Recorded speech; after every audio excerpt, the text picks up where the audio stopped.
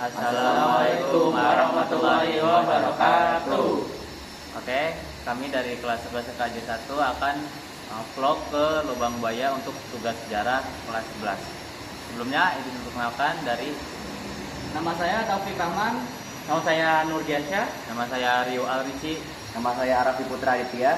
Oke, kalau gitu kita langsung saja ke video vlognya. Hujan. Robot. Hai Paman, kita lagi ngapain sih? Kita akan mengevlog ke LB ya guys ya. LB itu apa sih Paman? Lubang Buaya. Lubang Buaya. Iya, betul. Kalau kita sekarang nih lagi ngapain nih, Taufik? Kita lagi nunggu angkot ya. Ini angkotnya lama sih. Angkotnya yang jenis apa sih biasanya? Yang ada kendaraannya, yang ada rodanya lah. Yang ada rodanya. Oke ya, ini lagi nunggu angkot sambil ditemanin hujan. Gerimis sih. Oke, kita udah dapet angkotnya. Kita naik menuju Lubang Buaya. Lubang Buaya. Oke.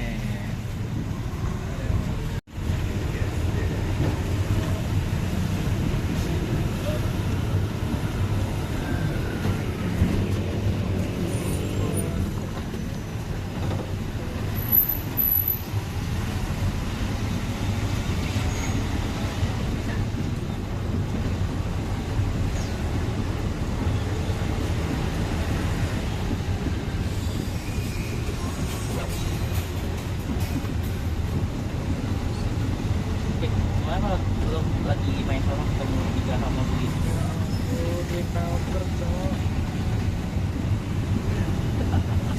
Itu mau coba debit tapi debit mana masuk pincu.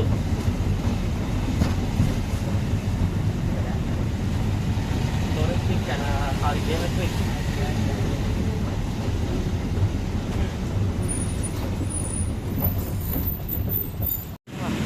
Oke, Oh kan? sudah sampai di Lubang Buaya. Lubang. Oh pasti Ya, tuh.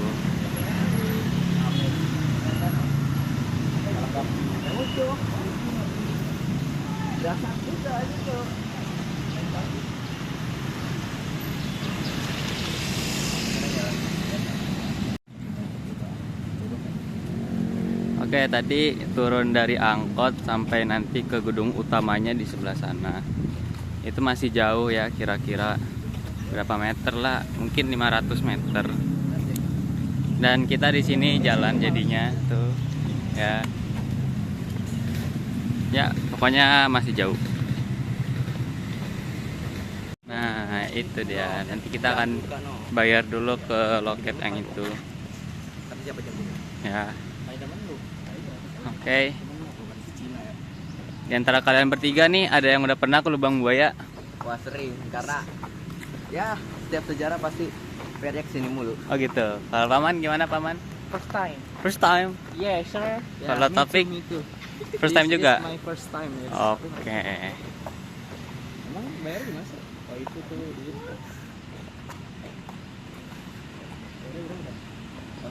Tadi udah bayar ke loket dan kita dapet semacam tiket begini. Mana tiketnya guys? Ya, tuh. Tiket banget. Harganya cukup terbilang murah ya, sekitar 5.000 aja.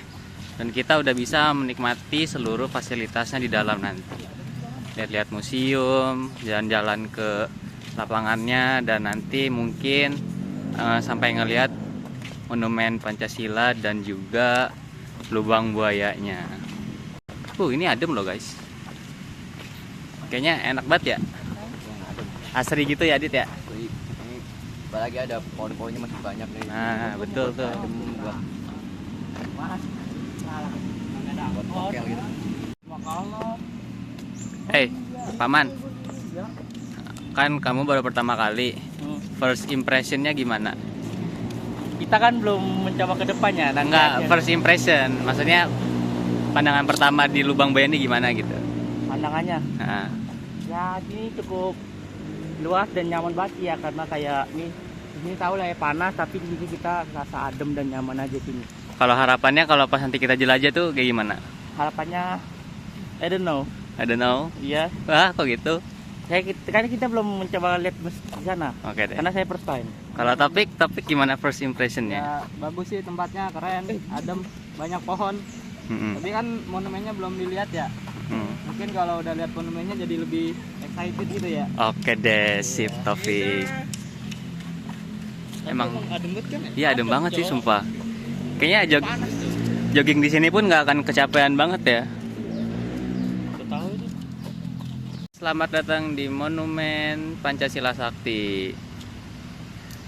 Tapi masih jauh banget ya, ada di sebelah sana. Ya.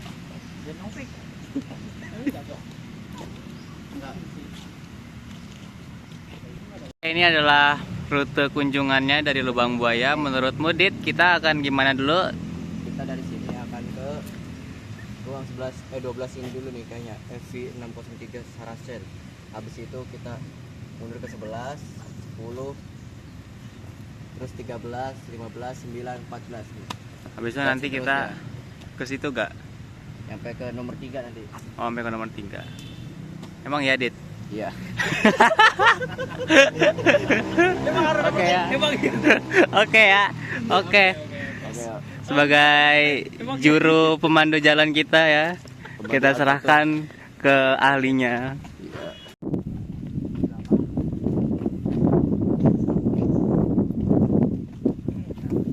Oke, ini guys.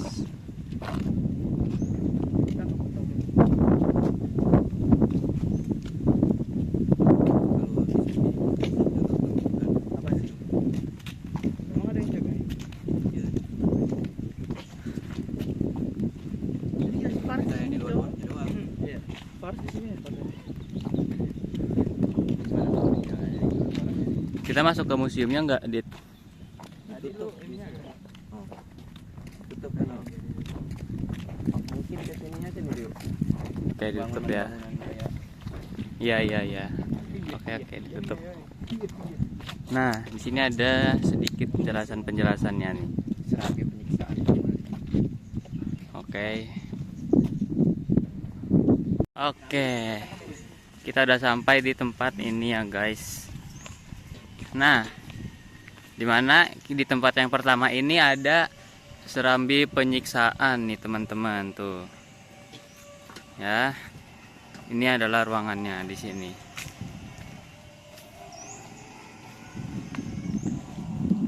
Juga terhadap Presiden Soekarno, persiapan mulai diintensifkan. Rapat-rapat juga mulai diintensifkan. Di Rumah Syam diadakan rapat 6 kali dengan para kepala. Oke, saya akan menjelaskan tentang bangunan Serambi Penyiksaan. Bangunan ini adalah sekolah rakyat yang dimiliki oleh seorang simpatisan PKI bernama Bambang Harjono. 4 dari 7 pahlawan revolusi. Sebelum jenazahnya dibuang ke dalam sumur sempat mengalami penyiksaan di serambi bangunan ini.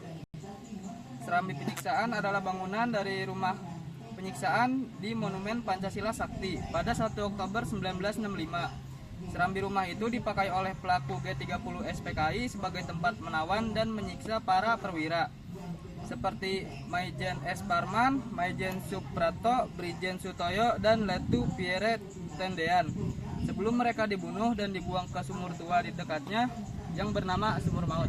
Sekian dari saya. Itu penjelasan dari Taufik mengenai serambi penyiksaan. Yang selanjutnya kita akan nyambung ke sumur maut di depan kita ini. Nah, ya. Ini dia sumur maut.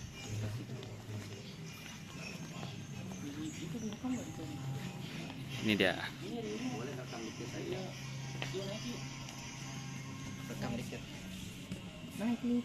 Emang boleh kan?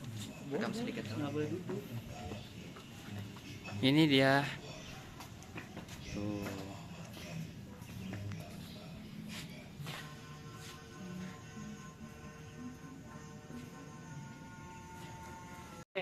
Nama saya Nurdiansyah. Sini saya akan menjelaskan sumur tua.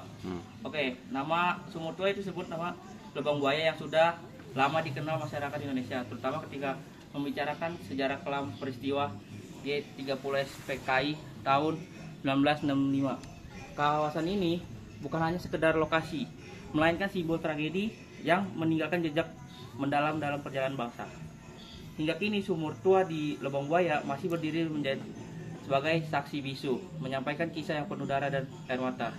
Nah, asal-usul nama Lubang Buaya sebelum dikenal lokasi bersejarah, wilayah ini hanyalah kawasan rawa dan hutan belukar di daerah Jakarta Timur. Menurut cerita masyarakat sekitar, dulunya tempat ini dihuni banyak buaya rawa dan disitulah namanya Lubang Buaya muncul, merujuk pada kawasan yang dianggap angker dan jarang dikunjungi.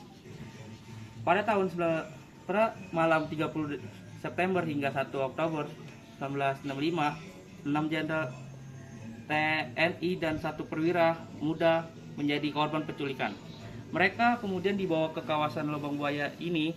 Di sinilah tubuh mereka disiksa sebelum akhirnya dimasukkan ke dalam sumur tua kedalaman sekitar 12 meter ini. Sekian dari saya. Makasih. Oke.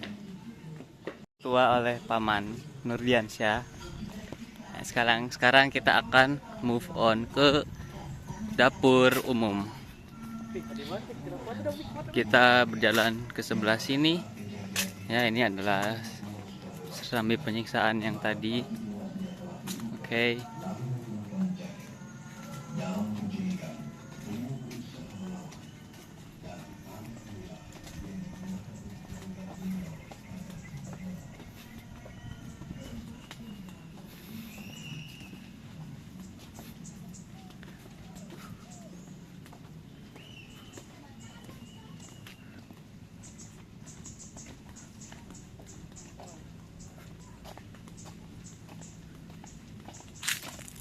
Jadi di sini nih tempatnya dapur umum digunakan untuk saat terjadinya G30 SPKI. Oke, ini dia. Jadi dapur umum di Kompleks Monumen Pancasila Sakti Lubang Buaya adalah sebuah rumah bersejarah yang dulu digunakan oleh pasukan PKI Gerakan 30 September atau PKI untuk memasak dan menyiapkan logistik saat menculik dan menyiksa 7 jenderal TNI AD pada 1965. Nah, rumah ini dipertahankan keasliannya sebagai saksi bisu tragedi G30 SPKI, lengkap dengan perabotan dapur konvensional. Fungsi saat tragedi, rumah yang dulunya milik warga konon bernama Bu Amrah, seorang tukang jahit, yang dijadikan pusat konsumsi oleh anggota PKI dan relawan yang terlibat dalam operasi penculikan di kawasan Lubang Buaya. Nah, sini nih. Di sini tuh ada penggorengannya untuk menggoreng makanan seperti itu, dan di sini juga masih banyak ada kompornya juga. Lokasi dan keaslian terletak dalam Kompleks Museum dan Monumen Pancasila Sakti, Jakarta Timur. Rumah ini dipertahankan bentuk strukturnya dan isinya untuk menunjukkan suasana asli tahun 1965. Sekian dari saya, Araf Putraditya. Terima kasih. Tentang pos komando di Lubang Buaya. Ya, pos komando ini itu adalah rumah bersejarah di Komplek Monumen Pancasila Sakti Jakarta Timur yang digunakan oleh Letkol Lutung dan pimpinan gerakan G30 SPKI untuk memimpin rapat menculik para jenderal dan perwira. Dan ini juga sebagai markas tempat rapat-rapat mereka ya guys. Kalau mau kita lihat.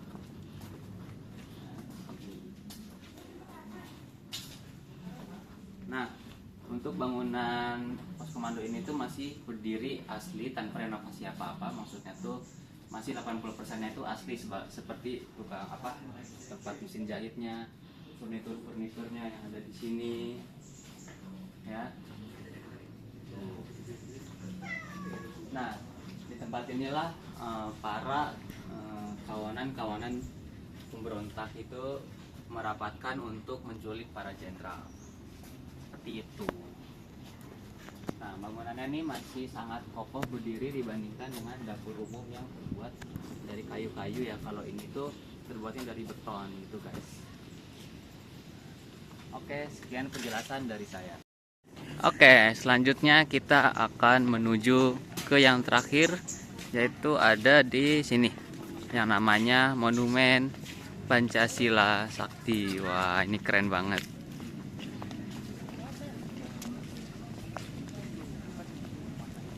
Oke. Naik, Pik.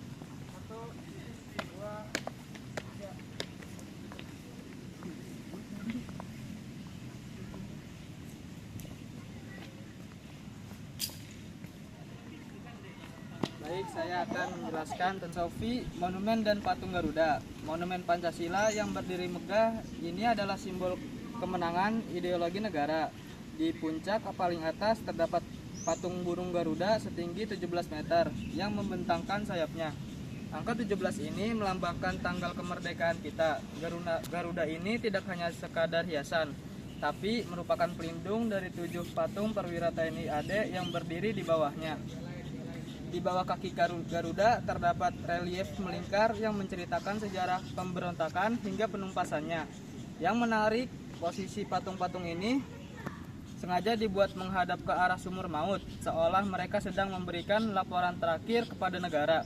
Monumen ini dirancang oleh seniman besar Sapoto dan Edi Sunarso untuk memastikan bahwa semangat keberanian mereka tidak akan pernah pudar dari ingatan bangsa Indonesia. Sekian dari saya. Nah, kalau kalian lihat lebih dekat, ini ada 7 orang yang itu adalah pahlawan-pahlawan revolusi. Nah, jika kita amati lebih dekat, itu ada 7 patung perwira yang berdiri berjejer. Di tengah ada Jenderal Ahmad Yani yang didampingi oleh rekan-rekannya seperti Letjen Suprapto, Letjen Haryono, Letjen S. Parman, Maijen Panjaitan, Maijen Sutoyo, dan yang paling muda adalah Kapten Pierre Tandian. Masing-masing patung dibuat dengan detail yang sangat teliti, mulai dari seragam militernya, kemudian hingga ekspresi wajah mereka yang tampak segar. Posisi mereka yang berdiri tegak di atas alas berbentuk lengkungan menunjukkan bahwa meskipun mereka telah gugur, ideologi yang mereka bela tetap berdiri kokoh. Penempatan mereka di satu barisan ini melambangkan solidaritas dan kesetiaan mutlak prajurit kepada pimpinan dan negara dalam menghadapi ancaman terhadap Pancasila. Oke, sini saya akan menjelaskan simbolisme batu dan di area sekitar.